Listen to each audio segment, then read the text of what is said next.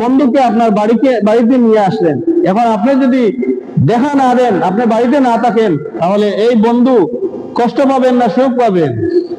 আপনি দাওয়াত দিয়ে আপনার বন্ধুকে আপনার বাড়িতে নিয়ে এসেছেন, এখন আপনি বাড়িতে নেই, অথবা আপনি ঘরের ভিতর থেকে আড়াল থেকে শুধু বলছেন, কথা বলছেন, অথচ ওনার সম্মুখে আসছেন না, তাহলে ওই বন্ধুর মনে কষ্ট আসবে নাকি? না, ওই বন্ধুর মনে কষ্ট আসবে। আল্লাহ রাব্বুল আলামিন নিজে দাওয়াত করে তার হাবিব মুহাম্মদ রাসূলুল্লাহ সাল্লাল্লাহু আলাইহি ওয়াসাল্লামকে মেরাজে নিয়েছেন, অথচ দেখা দিবেন না।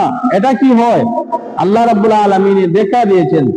আল্লাহ রাব্বুল আলামিন এই নজমের মধ্যে বলেন, মা যাগাল বাসারু, বাসার মানে চোখ, চক্ষু দিয়ে আল্লাহ রাসূল সাল্লাল্লাহু আলাইহি ওয়াসাল্লামের চক্ষু ভ্রষ্ট হয়নি, অর্থাৎ যা দেখেছেন সত্যি দেখেছেন। বলেন সুবহানাল্লাহ। মা যাগাল বাসারু ওয়া মা তাগা লাকাদ রাআ মিন আয়াতি রাব্বিহিল কুবরা।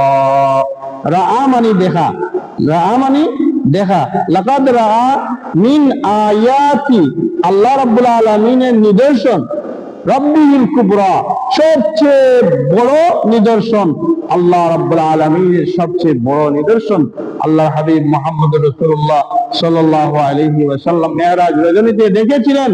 এই কথা উল্লেখ করে আল্লাহ রাব্বুল আলামিন কুরআনুল কারীমের আয়াতের মধ্যে বর্ণনা করে দিয়েছেন। বলেন সুবহানাল্লাহ।